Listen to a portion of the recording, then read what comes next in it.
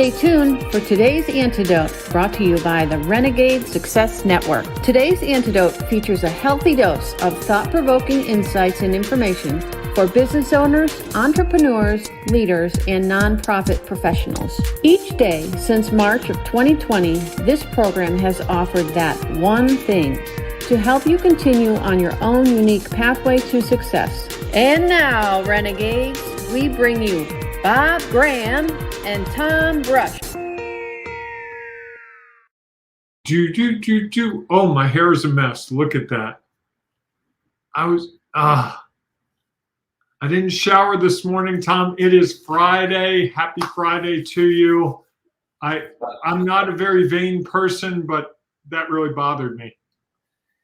You know what's interesting is I could see that in the little preview at the bottom. I'm like, oh boy, that's going to throw Bob off. Hey, thanks for the private message that said, hey, Bob, your hair's askew. I didn't have enough time. I was doing some other things that I had technical stuff that didn't allow me to do that. Anyhow, good morning, everyone. Welcome to today's Antidote. Sorry for the late start. That's on me. I apologize. Had a little technical issue. It happens. It happens. It's all right. If you're watching on recording, you didn't even know that we were late, so don't worry about it. Now I let the cat out of the bag. That's correct. So we're have a conversation around the topic, and hopefully to help you gain some knowledge, experience, and perspective around that topic that may help you down the road, or might help you today. Who knows? We hope that as we go along, if you have thoughts that you'd like to share, please put them in the comments. We know that adds greatly to our show. And at the end, Bob and I will each share our one thing. And since today is our weekly wrap-up, it'll be about what we discovered about branding, which is our topic over the week. If you have something you'd like to share as a one thing, please feel free to share it in the comments, because we know that as all of us share what's real for us, it makes a difference for everyone else. And someone out there might be looking exactly for what you have to share about branding and why it matters to you. So with that, before we dive into our conversation, you look like you're going to say something. I was going to say that it's a national day today. It's National Sugar Cookie Day today, Tom. Sugar Cookie Day. Huh. Who'd have thought it? Seems like that should be around Christmas time. Yeah, some of these don't make a whole lot of sense of why they fall where they fall. It's part of what I like about it. But are you a sugar cookie fan? It's sugar. It's a cookie. Yes. That might be the most astute thing you've ever said, Tom. Let me just play that back. It's sugar. It's a cookie. Mm-hmm. As long as it doesn't have raisins in it and it's a cookie, there's a pretty good chance I'll probably eat it. There you have it, folks. If you want to send Tom cookies, send him anything without raisins. So oatmeal raisin, no. Yeah, no, otherwise it would be pretty good. You know what? See people enough days, and I actually get some details out of you. Well, takes a while. It only takes 358 episodes for you to peel back the onion on me a little bit. Or the cookie, as it were. The cookie. Yes. You know what else it is today? What is it? It is the 40th day of our Summer of Celebrations. Do you want to tell people a little bit about that if they aren't aware? I'd love to tell them about that. I don't know how you managed to get that number 40. Oh, you do it each day. That's how. So, hey, folks, we are celebrating things big and small. You could celebrate sugar cookies. You could celebrate oatmeal raisin cookies. You could celebrate a business success. You could celebrate that's Friday. You could celebrate anything that you want in our Summer of Celebration. Just go to our Ring Renegades Facebook group. You'll see a lovely post that Tom put together for you, and you can add your comments, celebrate whatever it is. It's got a couple purposes. One, when we celebrate, we start to see what we can be grateful for. Two, we get to know more about each other. It's interesting to me to see the posts and see what other people celebrate. Sometimes they celebrate things that I find routine, and when they celebrate them, I go, hey, wow, I should celebrate that. Other times, it's just an insight into a person's life that I had no knowledge of. Even people that I know really well, I see their celebrations and go, I didn't know that. So it's a great opportunity to get to know yourself, to get to know people in the community, and to be what's the word grateful. I totally lost that word there. I was doing so well. It's all right. It's okay. You found it. I did find it. I did find it. All right. So let's now dive into our topic of the week, which has been branding. And we talked a little bit about what it was. We talked about leveraging it yesterday. We talked a little bit about sometimes when you go off brand or your brand gets confusing to people.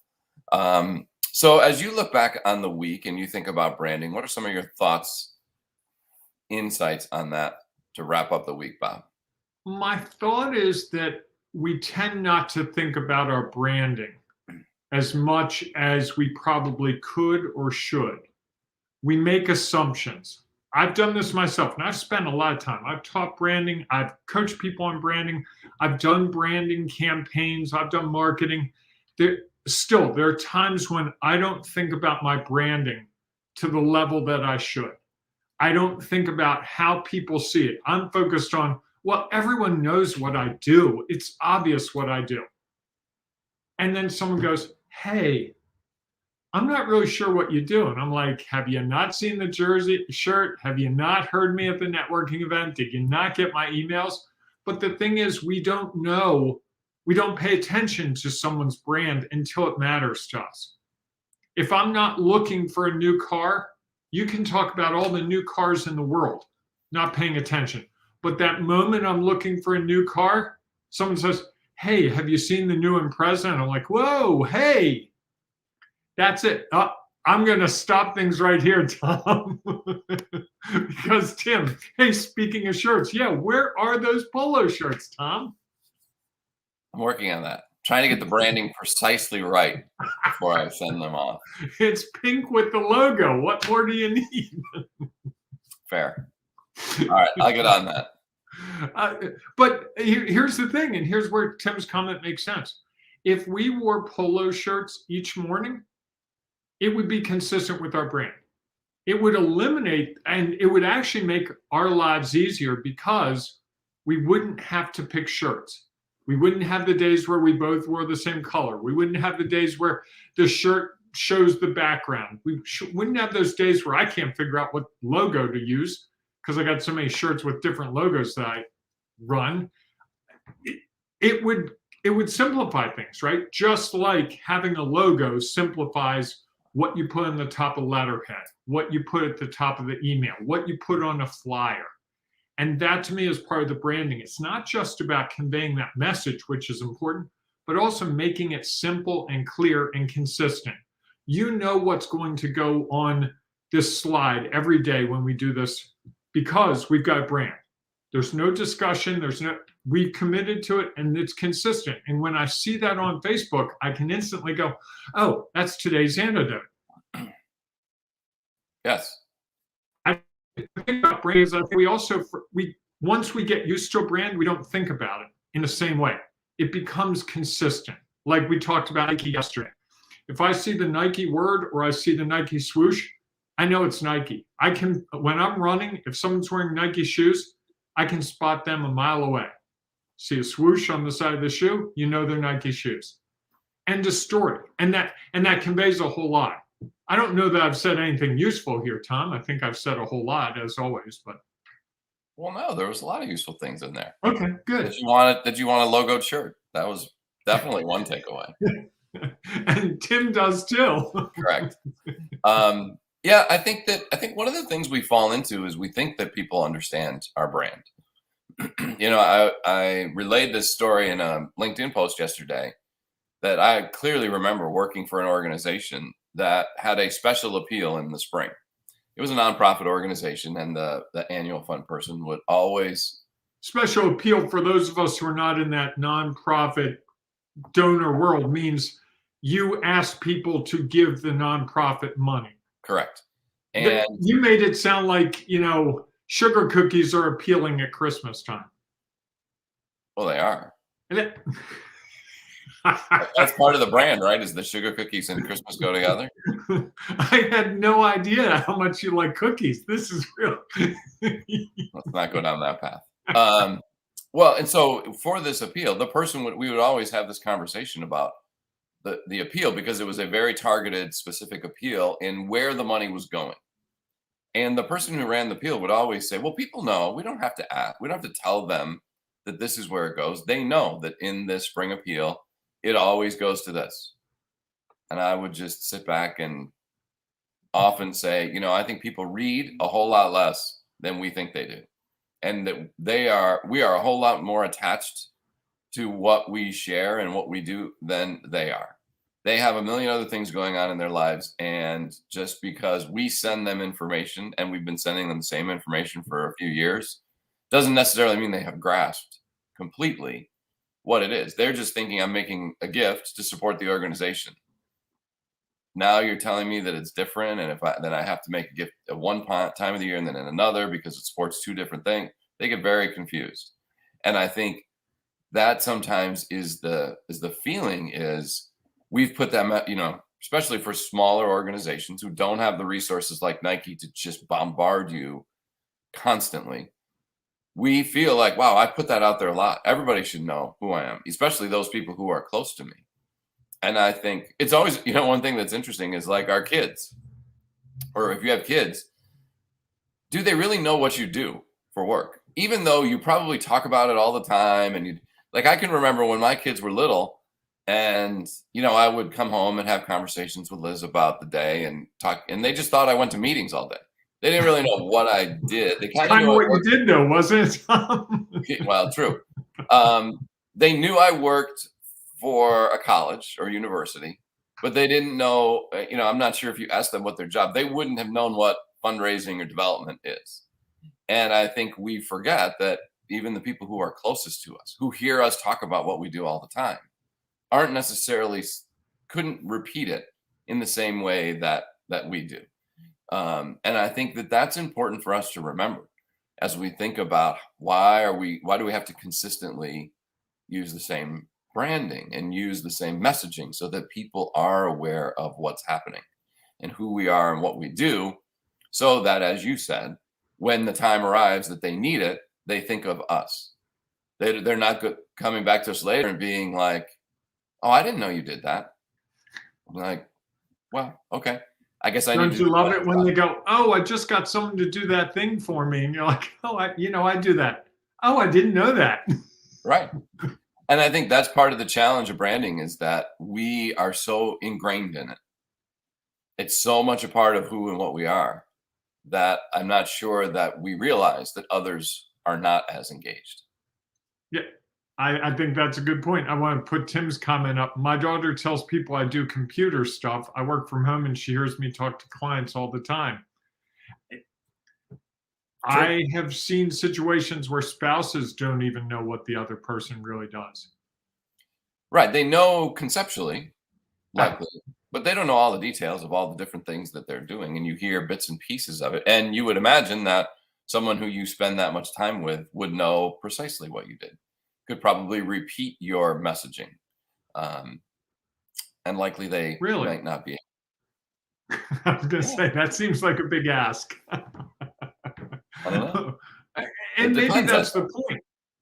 If you think about what branding really is, the person who's going to know it most is the person who created the brand. Sure.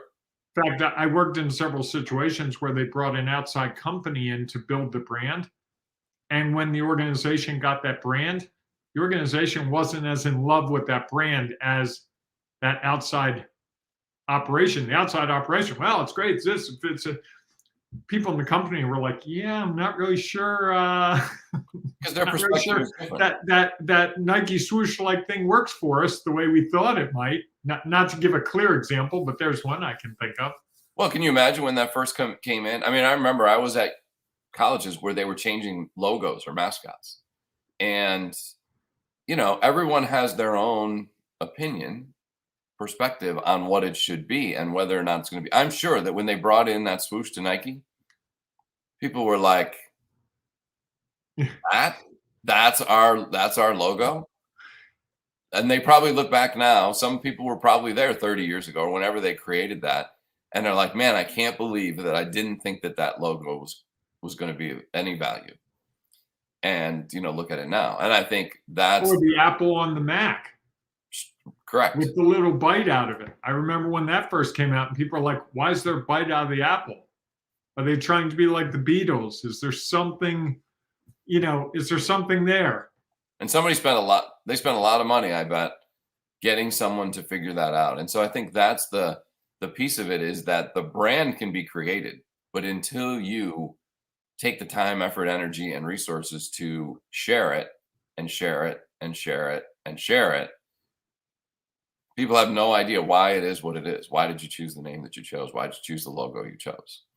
And then before long, people don't know you as anything else.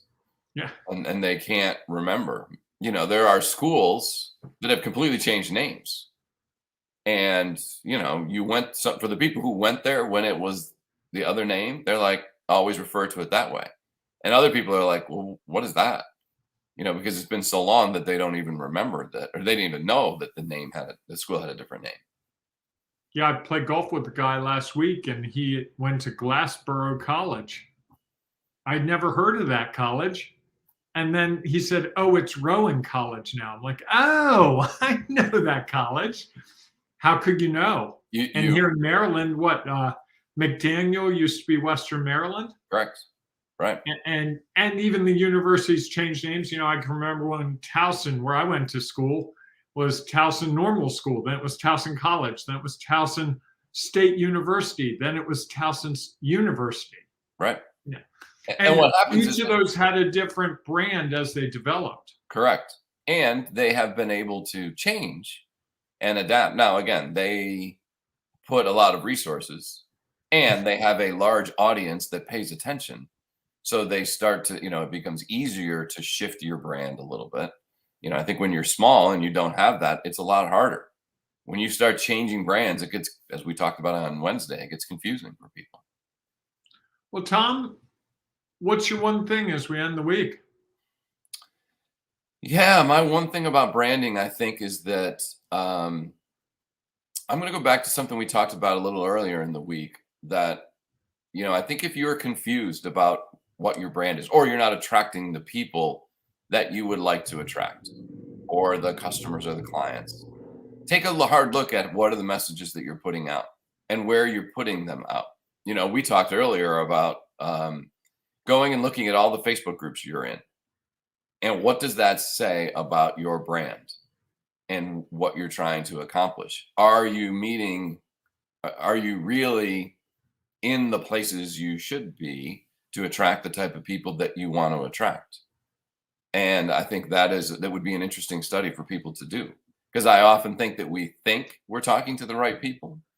And again, sometimes for whatever reason, or we think we have the right messaging and we're putting it out in the right places, yet for some reason isn't sticking and people aren't responding. And so I think, always measuring the effectiveness of your brand and where you are placing it can help you really get in front of the right people at the right times with the right message. I like that. I like that a lot. I'm going to go with something real easy that we've talked about all week over and over without really saying it this way, which is you can never share. What's that? That you want a new shirt? No. That you can never share your brand too much. That someone's only going to hear it when they need to hear it. They may not hear it the other 888 times that you say it. So being consistent with it and saying it over and over and over, the people that it'll resonate with, if it's the right messaging for that audience, if it's using the right words, if it's using the right imagery, they will respond when the time is right. Yeah, I like that. I think it's true. It's just continually putting it out there. And can we give a little preview for next week, Tom? Sure. We're going to talk about personal branding all next week, which is really interesting these days. How many times are shirts going to come up next week? Oh my gosh. How many days till we get the shirts? Good question. Those two numbers are the same, I think. Probably. I anticipate Tim with a comment on shirts until we have them. Yes, I know. The good thing. No, I think that personal branding will be an interesting conversation. And I think what we'll find, without giving too much away. I was going to say, don't ruin it all. Well, I think that it plays into our professional branding. And sometimes those two are hard to separate. So I think it's going to be a great discussion about it. So I look forward to it. Cool. All right, folks, that's what's coming next week. Now's Tom's favorite part. Wait for it when he says it is a private group. Go ahead, Tom. Well, thanks everyone for joining us today. We hope that you found some valuable information in here, and we would also love to hear your one thing.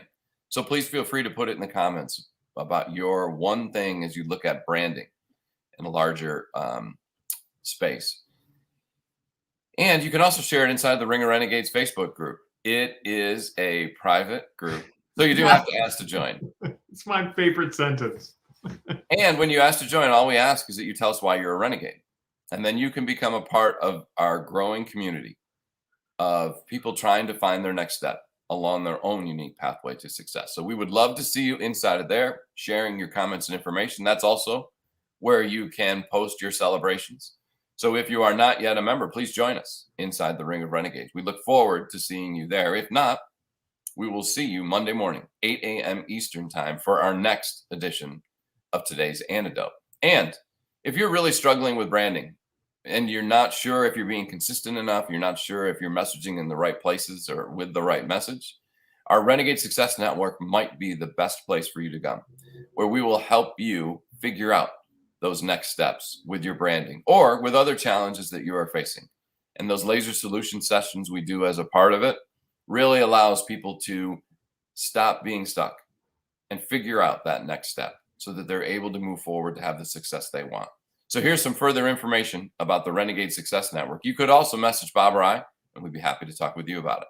Have a great weekend, everyone, and we will see you on Monday. Are you struggling to make your vision a reality? Are you stuck and don't know what to do next? Are fear and doubt holding you back?